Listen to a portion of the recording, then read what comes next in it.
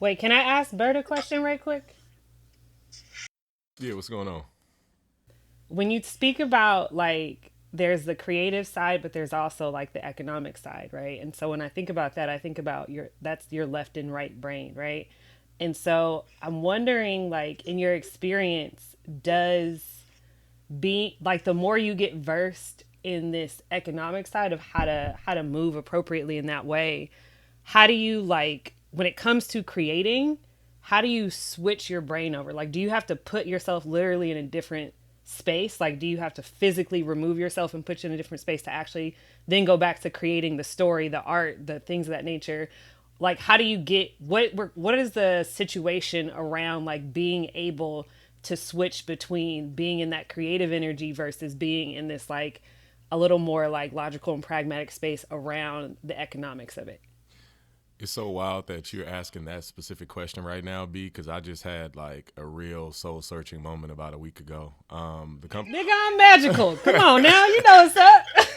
No, because I moved to LA to join this company to work with Black Santa, who's a character built out by Baron Davis, and I ended up just basically performing two functions, one as a business person and another as a creative.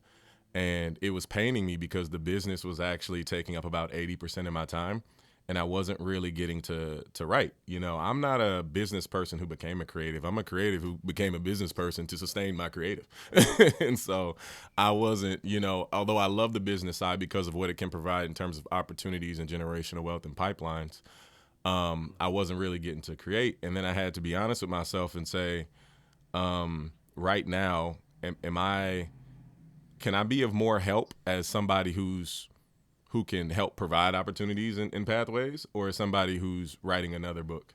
Um, and it pains me because what I want to do is make stuff. Like, that's what I love to do. That's when I feel most connected and alive, and I'll have opportunities to do that. But I honestly said, look, if I have to pick one, I think right now, like, in terms of my mission, which is creating opportunities and pathways for marginalized communities in the arts, this is how I can serve that mission better. And so if I got to fully put on that hat for 1, 2, 3, 4 years and just make sure that, as the best I can, that I can help direct like opportunities and pay and stuff like that, then that's where it's at. And that's how I need to serve right now. And so, to answer your question, I still try to protect my creativity by writing by hand, making sure I'm always like consuming art, especially in my space, but also not in my space. Um, Listening to y'all, like getting all different types of inputs so it can go through the chamber. Um, but to be completely honest, I feel like right now the biggest thing that I need to focus on is the business. And that's been hard. I can't say that that's been like a celebration. That's been really hard. But I do feel like it's kind of What are where, some of the, and you don't have to get in all of them, but yeah, if you could name a pinpoint a few, yeah. what are some of those difficulties or some of those like just like variables of like, bro, this I could totally just mail it in and just go write my work on me. What Mm-hmm. are some of those things that do make it hard to continue that path of serving? Yeah, I mean, even coming at it, thinking about like why I come to choose this now is because I feel like I have chosen the other thing. I feel like I have chosen making the art, and I've seen how hard it is to really get art out there. And now you have an opportunity to do the business that will make it a lot easier, even if it's not your art, to help other people get art out there. And so it's I think that's what's been tough. Instead of writing a script, I'm like sending emails or in on calls and working on white papers. You know what I mean? It's not sexy. It's not exciting.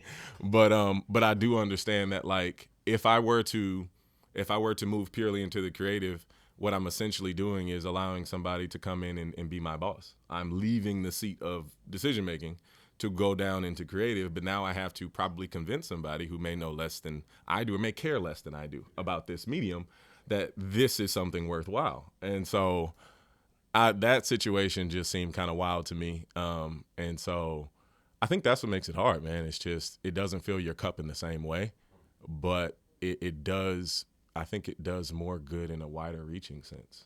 And but you got to sacrifice a piece of yourself, and that's been difficult.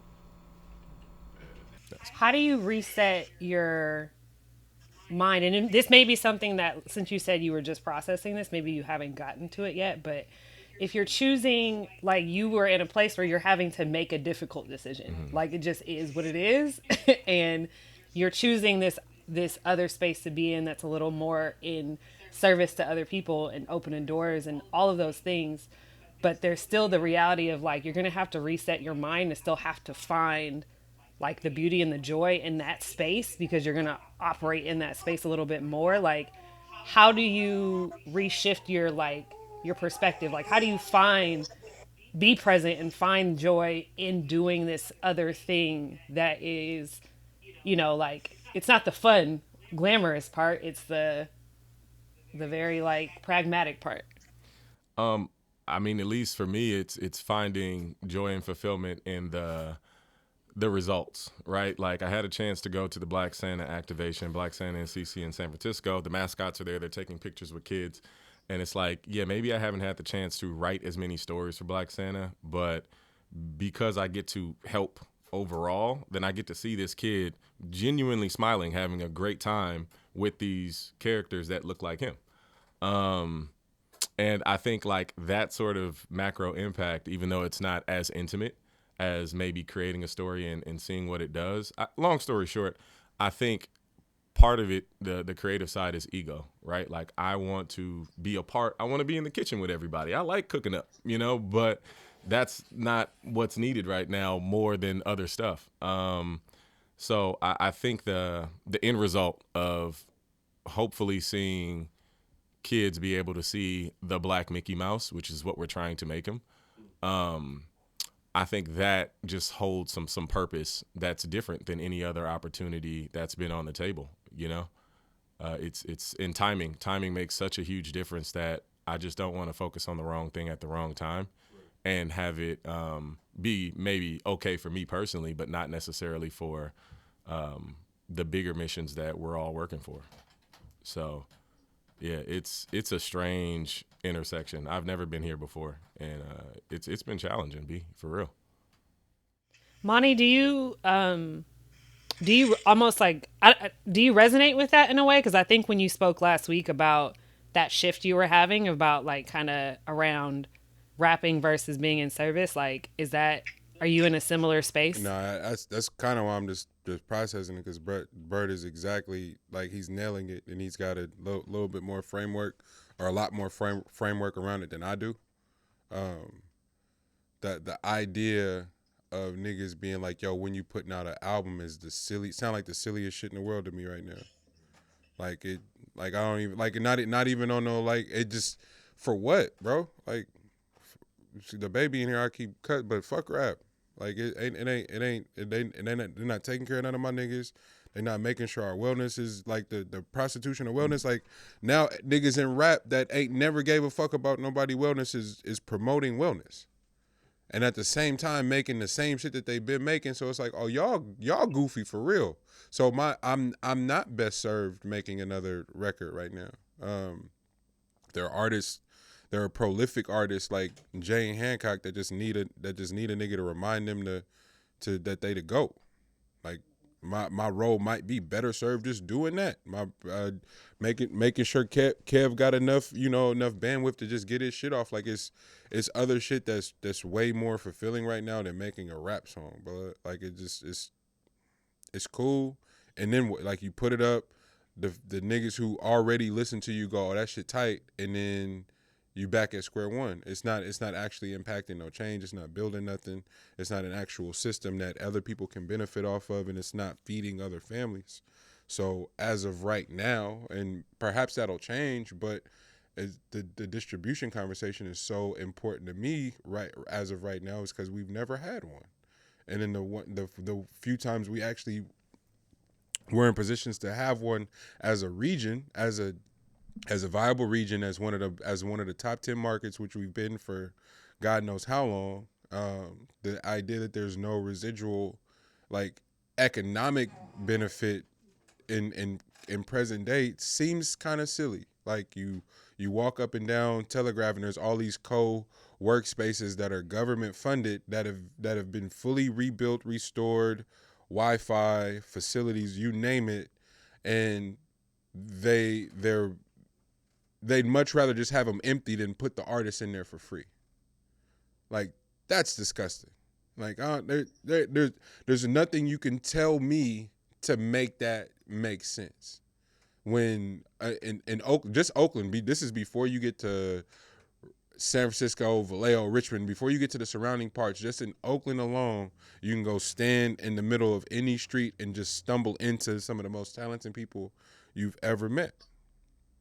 And so with no initiative to serve them, I would be like the rest of these niggas that's been on boards and committees that have had access to government funding and ain't never put nobody on. Man, there's been art grants given out in Oakland for forever that artists don't know about.